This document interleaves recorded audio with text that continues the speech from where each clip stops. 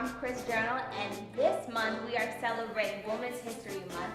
I'm here with the renowned Tionna Smalls, who I believe has entrepreneurship in her bloodline. You are an author, you are a TV personality, you are a business owner, relationship coach, and it's endless.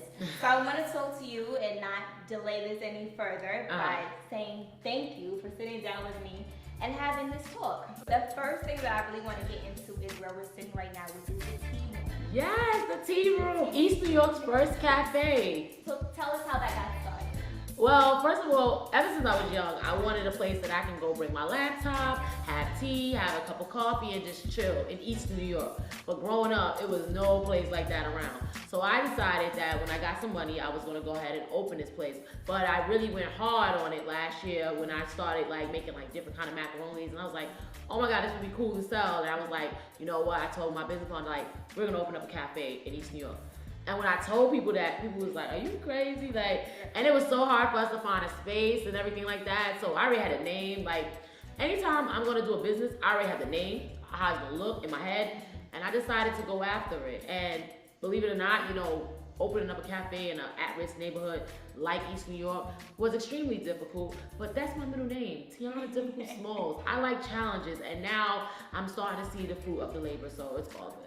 What's the value of having this in a community where it's not seen or not common at all? Right. To get people outside in to say, hey, you can do this, or we can't. Well, the value is being Black owned. See, that's the value. Because right now, East New York is going through a big transition in zoning. So what's gonna happen is that the other man is gonna come and try to bring the brother man out, and they're gonna open these beautiful fancy cafes, and then everybody's gonna be praising them, saying, oh my God, you opened up a beautiful place in East New York. I said, hell no, because I was already getting word what was going on in East New York 2 or 3 years ago. So I said, oh no, it's gonna be Black owned, because we wanna show little Black babies that yes, you can have art, you can have agave, you can have soy milk, as well as a cupcake homemade from scratch at the tea room. You can have all those things at a Black-owned establishment, and I want these little girls that's walking by to know that they too can do it. That's why I'm at my store. Yes, people have saw me on VH1, MTV, Fox, Channel 11, but I'm also here at Pine Street because I set the tone for my business. And I want the people to see me like, oh, I saw on TV, but I can catch her at the TV as well. So what's the mental breakdown or the mental groundwork behind building something like this or a brand? You gotta have vision. Vision with a capital V, okay? The main thing is finding a vision. You gotta eat it, sleep it, shit it. I always tell people that when you wanna do something, you gotta put your all in it. All the balls, all the tits, okay? Because a lot of people have asked a lot of things. You know what I'm saying? They don't want to, they wanna do something, but they talk about it. See, when Tionna Smalls tell you she's gonna do something, you can take that check to the bank, because I'm gonna do it. So that's what it takes. It just takes the vision, it takes the hard work, and it takes not listening to negative people. Because if I would have listened to anybody about anything in my life, I wouldn't have wrote a book, I wouldn't have studied relationships, I wouldn't have did none of those things. I also noticed that you rent out this space to people in the community who have good ideas. I've seen vision board parties. Yes! Pop-up shops, art exhibits, book signings, we do it all at the tea room.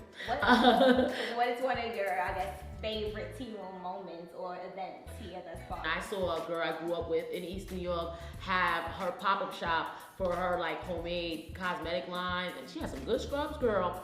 And the fact that she did it at MySpace, I thought that was really great. She didn't try to get a discount. She just was like, I want to support. And the fact that our windows are so big and people could walk by and really see events happening in East New York, oh my God, that's surreal. And that's one thing that I can say that I've seen, even being here thus far. You're so hands-on and involved in your business. I'm very hands-on. Literally behind the counter. Yes. And I appreciate that and value that. What do you say to, people who they have their businesses but they're not as involved? Is it credible? Well, that's one thing that Marcus Lemonis from The Prophet taught me. You have to be hands-on with your business, because at the end of the day, your employees gonna come in, they don't know how the light turned on. They don't know how the electricity is working. They don't know how you have stuff to feed people with. They don't care. They only care about their check. So you being the fact that this is your money, this is your brand, this is your vision, you have to be the one to facilitate it and make sure that things are going right. Now, I don't think anybody should be as hands-on as I am, because I have burns and cuts and everything now for the last few months, but I do believe that you need to be very hands-on with your business, because in order to see the vision through, especially when it's a baby, because I look at a business as my baby. I birthed it, and now my baby almost about to walk. So I have to make sure she's good. If those of you who don't know, Tionna wrote the book Girl Get Your Mind Right, which then became a show on MTV. Yes. And I just want to know about the experience, the overall experience. How did you come up with the concept? Well, when we were young, okay, first of all, a lot of people don't know this about me, but from 15 to 21, I had one boyfriend, okay? So when we broke up when I was 21, we started dating, my friends and I, and it was horrible. Like, this is back when, you know, all the dudes had the Boost mobile phones, dudes was spending money. Like, it was after the recession. So everything was just bad in the streets. So I was like, you know what? I'm going to write a book to help women get their mind right. And at that time, I only used to sleep from 7 a.m. to 11 a.m. I had Diddy hours. I never slept past 11, and I never went to sleep before 7 a.m. So I decided to write this book. I wrote it independently. And that's why I tell people, when you have a dream and vision, go out there and do it independently, and you'll get the props you need. Once I wrote it independently in 07, they gave me a call about 09, asking me to do What Chili Wants on VH1, the show where I was trying to find Chili and Man. In 010, I got a book deal for it. Girl Get Your Mind from HarperCollins. I mean, a girl from East New York, Brooklyn, who never been on a plane before What Chili Wants, get a book deal with HarperCollins. Bang, bang, right? So then, next thing you know, 2 years later, I get a call. MTV want to do a show about Girl Get Your Mind Right.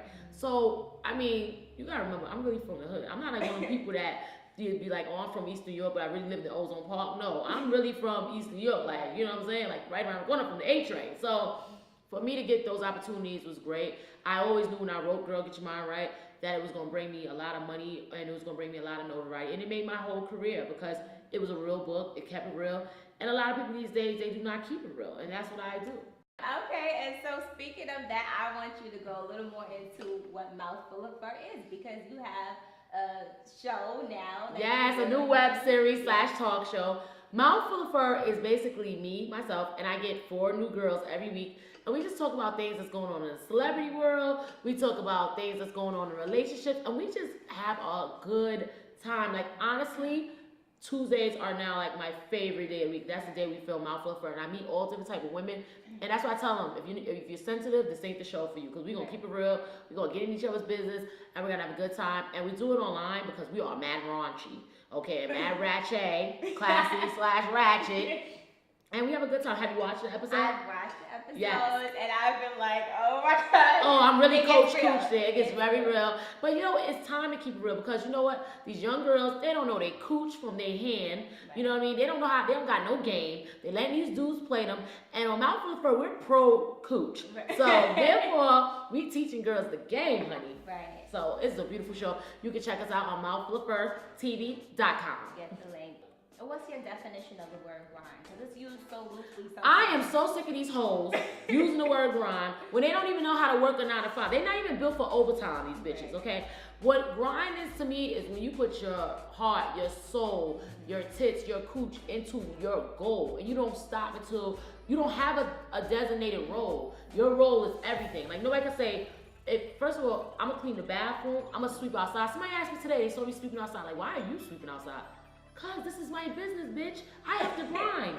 This is what I do, and I have to set the tone for my business. So my employees know, if I can get my ass out there and sweep, you can get your ass out there and sweep. So that's what grind is, doing whatever it is you gotta do to get where you gotta go. And I think that's also aligned with purpose. And a lot of times people, they don't have a clear direction in their purpose. Exactly. So how did you find your purpose and know? Yo, I had my purpose since I was 12 years old, selling Word Up magazine posters and pillows that I sold with my sewing machine or by hand. Like, I've been hustling. Anybody went to 218 with me, and you know, 97, 98, they know I was selling the magazines. I was selling you posters. I bought a magazine for $4. I'm selling you the poster for $1, so I can buy me another magazine, flip that. Like, I've always been a hustler. Like, my mother and father got a sign in their basement, like in their like shed that says employees only. I did that at 12 years old. So that's been in me my whole life. Like, the grind is, and I'm totally writing a manual for this. It's called the Grind Manual. For people that really need to learn how to grind and really get on their shit. When you used to making 6 figures off of one project, and now you don't have that anymore, and it make you be like, it can make you down if you're not a strong person. But me, what I like to do is prove you wrong. Like, I'm gonna make 6 figures off of anything I create, so it's not gonna hurt my feelings. What's next for you? What's next for me? You know, really, after I get the tea room where I want it to be, and I'm opening up another one as well. I'm gonna go back to my Tasty, you know, the plus size boutique I wanted to do. I'm also bringing back Lovey's, my old beauty boutique, and I'm just gonna chill out, be a good wife, and have a kid, you know, like, cause I don't want to be one of them old bitches that ain't got no kids, you know what I'm saying? That ain't cute. So I'm gonna have a baby, and I'm just gonna live life and get my money and stack up. Okay? Give us one last thing that you would like to, I guess, relate to women of color that are watching this. Women of color that's watching this, never compromise yourself. Don't think that you gotta be a whore to get on. And also, you don't have to compromise your morals, you know what I mean? And I always tell women, if you want men to respect you, close your legs. Make sure he understands that you're very about your business. Right. Because even on a Black Like the TV, you have to conduct yourself a certain way for these Negroes to respect you. Because you have to conduct yourself like a lady. And most of all, go after what you want. And don't listen to nobody. Because there's a lot of negative people. And it's going to always be in your ear. Talking about money. Talking about opportunity. Making you feel like you can't do it. But at the end of the day, like, you can get anything you want. Just like you bought them red bottoms and that weave in your hair, you can go ahead and get a business if that's what you really want.